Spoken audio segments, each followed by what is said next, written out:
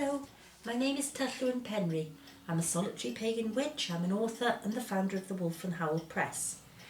Today's little video is about animals and familiars, and this was a topic that was suggested to me by a listener. If you have any topics you would like to hear about or like me to discuss, just drop me a line. You can leave a message down below if you want to on this page.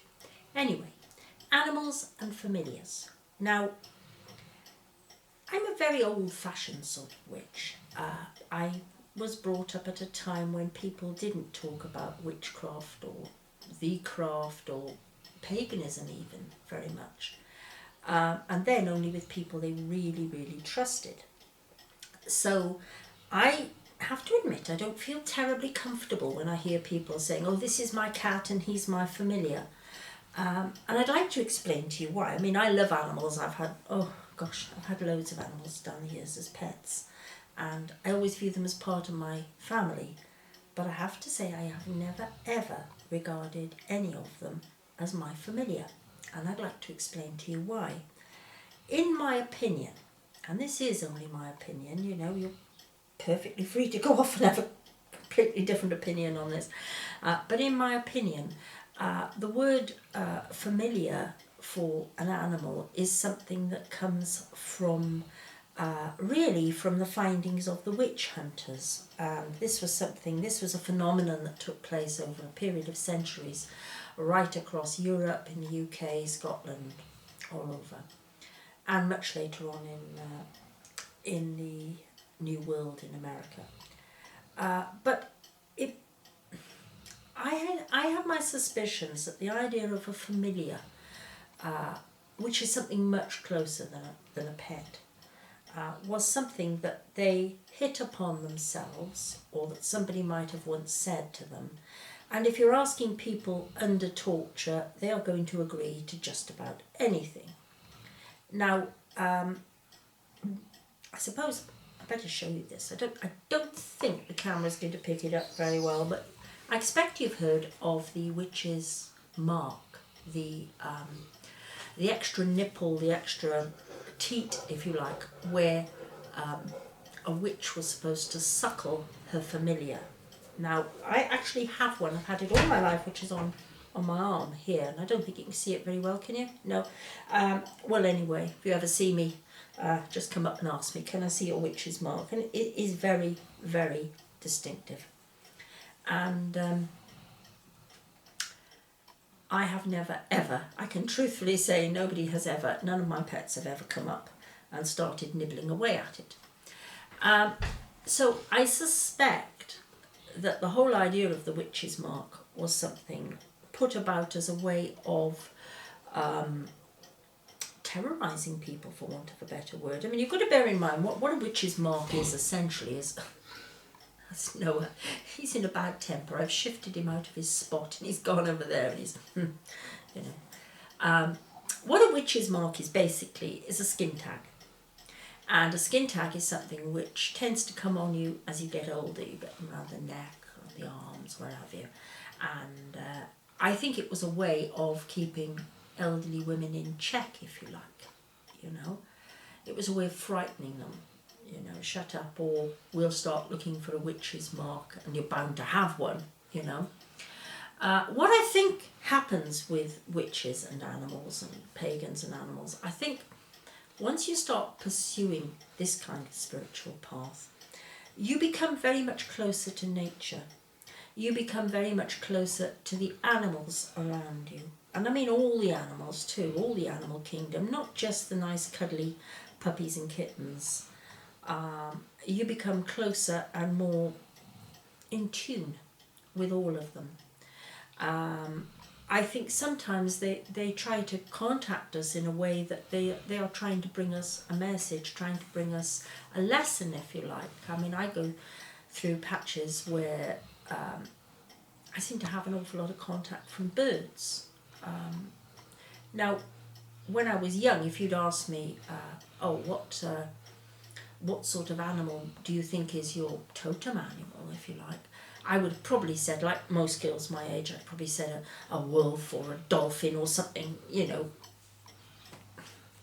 a bit more interesting, if you like. But no, as I've got older, and I have to be a little realistic here, I have never been contacted by wolves. I have never been contacted by dolphins. What I do get contacted by are birds. Birds seem to be in my life a lot more than most people. And recently we seem to be getting down to smaller and more unusual animals. I seem to be followed by spiders. And I don't mean there are spiders on the wall, because at certain times of year you find there are spiders in the plug hole of the bath and all that sort of thing. I'm talking about spiders literally following me. They see me go somewhere and I turn around and they're diddle going after me. And I think this is something that happens to us as we progress on a spiritual path, so we begin to interact more. And I think the need to have a familiar is something that fades into the background. It's not necessary, honestly. You can get by perfectly well without thinking of your cat as your familiar, or your dog as your familiar, or anything as your familiar.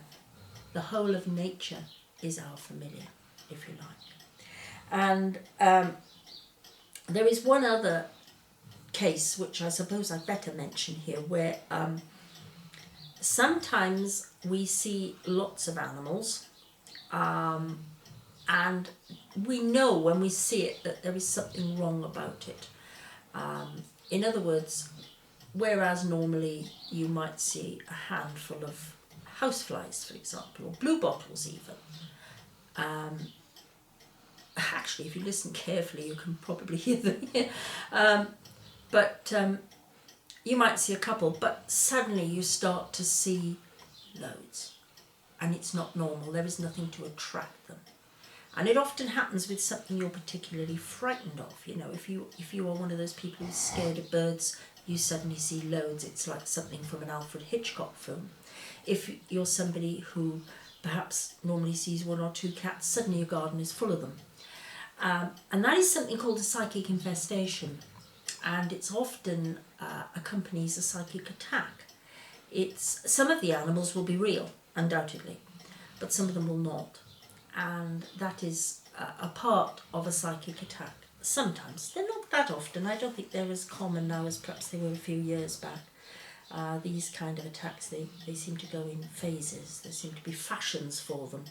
And I mean, in the case of something like that, if you suspect a psychic attack, well, it is a simple matter of cleansing, purifying, protecting, setting up barriers for yourself, doing what you can to protect yourself. And you should, if it is a psychic infestation, then you should see it fall off quite drastically. Of course, it may be that it's not a psychic infestation. It may be that all your neighbours' cats have all suddenly had a load of black kittens or something, and they've all decided to come to your garden. These sort of things do happen. But it's unusual. So look around for the real reason first, the physical reason. And if you eliminate that, well, then you have to ponder whether it could be a psychic infestation. But back to the original topic of this, familiars, no. I would say my own advice would be, I don't work with familiars, so perhaps I'm not the best person to tell you about them, but I can offer a different view. And my view is that we should be aiming to make the whole of nature, the whole of creation, our familiars, instead of this idea which comes to us from witchfinders, who after all are not that sympathetic, are they, to our views? And I think it's gone down in the books as, oh, this is what happens. And we have to be very careful, as I said, because testimony which is obtained under torture is not necessarily going to be reliable. And it's almost certainly going to tell us a lot more about the person asking the question and what they hope to find than what the person being questioned was actually doing at the time. Anyway, I hope you found that useful and interesting, and thank you very much for listening. Goodbye.